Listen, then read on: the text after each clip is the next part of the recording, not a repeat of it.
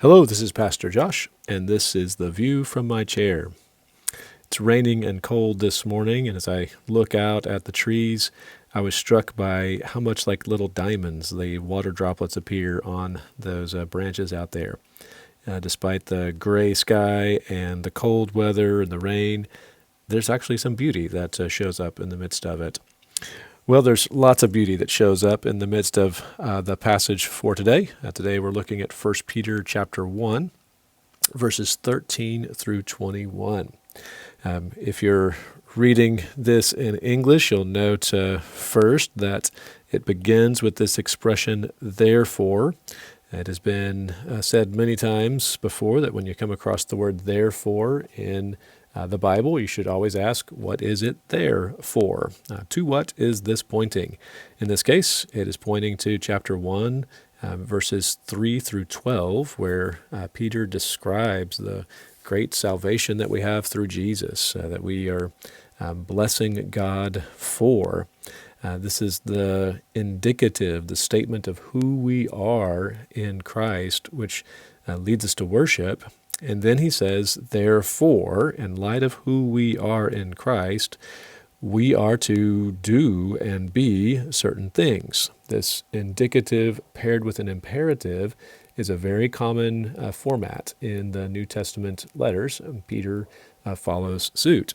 So when we see the therefore, we first ask, what is it there for? What comes before it? But then we need to ask, what are the imperatives? What is being set up by the indicatives? And in this case, there are three imperatives that I'll just note for you here in the text. The first one is set your hope completely. Be sober-minded is in that imperative context, or imperative voice in our English language, but it actually is a different construction in Greek, but we'll come back to that. The second imperative that we see shows up in verse 15, where he says, you are to be, you must be, and then what do we must be? We must be holy in all of our conduct. That's the second imperative that shows up. And then the third imperative is here in verse 17. You are to conduct yourselves in a particular way, in reverence, during your time living as strangers. Those three imperatives form the structure for this particular sequence, but they're modified by some important phrases. So in this first case, set your hope, it is modified by the phrase be sober-minded and with your minds ready for action. These are associated with that first imperative. The second imperative has a whole string of modifying phrases. As obedient children, do not be conformed to the desires of your former ignorance, but as the one who's called you is holy, you are to be holy in all your conduct. All of that, all of these phrases are setting up or expounding on the second imperative, you also are to be holy. And then likewise, the third imperative, you are to conduct yourselves, is also built on several other phrases. If you appeal to the Father who judges impartially, you are to conduct yourselves in reverence during your time as strangers. And then while this is two different sentences in English, from strangers to for you know, in Greek, this is just another phrase that is attached to that same imperative. You are to conduct yourselves. And it builds all the way through to verse 21. This is one long sentence in Greek. The imperatives form the superstructure, if you will, and then these phrases describe with great detail and passion how it is that the imperatives are to be accomplished and lived out, and why they are to be accomplished and lived out. This is a beautiful passage full of things for us to pay attention to. I do want to draw your attention to one issue of translation that shows up in the first verse in 1 Peter chapter 1, verse 13. To do that, it's helpful to look at, let me see if it will let me do this, to look at these verses in a couple of different English translations. This is the Christian Standard Bible laid alongside of the English Standard Version and the Net Bible, which you can get online for free. Notice the different ways that the verb, these phrases are translated. Therefore, with your minds ready for action, as compared to preparing your minds for action and get your minds ready for action. Also, be sober-minded, being sober-minded, and by being fully sober. What's happening here is the translators are wrestling with an ambiguity in the Greek language that is hard to make sense of in English, and there's three different ways that, in particular, this expression, be sober-minded, can be handled in Greek. One of those is to consider what is a participle. That's the particular construction that shows up in Greek. One particular option is to understand that to be imperatival in its force, that is, to be another imperative. So that's why the CSB says, be sober-minded and set your hope completely. What they're communicating is that they see the force of be sober-minded to be a second imperative, and then with your minds ready for action is what's called an attendant circumstance participle. That just means that the action of the attendant circumstance is required in order to fulfill the imperative. You can think about it this way.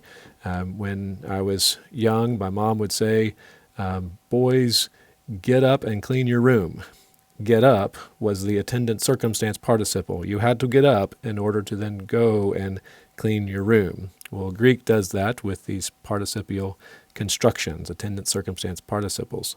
The first one is clearly that, and so you'll see, even though there's slight translations, all three translations are communicating the same thing. These are attendant circumstance participles. But the second one is, in the CSB, understood to be an imperative. In the ESV, they also are seeing this as an attendant circumstance participle. Notice where the and is. Preparing your minds for action and being sober-minded, set your hope fully. What they're communicating is they think that the construction is to say you must prepare your minds and be sober-minded in order to then set your hope fully on the grace that will be brought to you as the revelation of Jesus.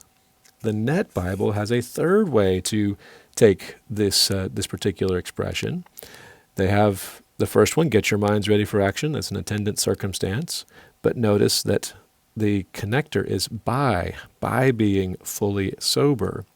What they're communicating is that they think this construction is an adverbial clause of means. It's expressing how one is to do the previous verb. How do you get your mind ready for action? By being fully sober. When you do that, you will have fulfilled the attendant circumstance in order to then set your hope completely on the grace that will be brought to you. Which of these three is it? That's the important question, and the reason why there are differences means that there's legitimate scholars who disagree on what exactly the construction is. Note that the end result is basically the same. Regardless of how you take that construction, there is a clear command, set your hope completely on the grace, and whether it is an attendant circumstance, you've got to prepare your mind and then be sober-minded, or it is a second imperative, be sober-minded and set your hope, and first you have to get your mind ready for action. Or adverbial of means, the third one, get your minds ready by being fully sober so that you might then set your hope. The thrust is all virtually the same. There's no loss of meaning regardless of how one takes it. That being said, it seems to me that after looking at this for a little bit this week, that the Net Bible actually is the one that has the best argument for it grammatically in terms of the constructions that show up in Greek. Again, meaning is not impacted negatively either way. However, it seems to be that the best way to take the construction is to understand the first one as get your minds ready for action, and then the second one shows you the means by which you get your mind ready for action, by being fully sober or being sober-minded. That is, we don't distract ourselves with entertainment or social media or drunkenness of any sort. We keep our minds sharp and ready for action, and in so doing, we are able to set our hope completely on the grace that will be brought to us when Jesus Christ is revealed. And so today, be sober-minded with your mind ready for action so that you might indeed set your hope completely on the grace that comes in Jesus. And may God bless you as you do.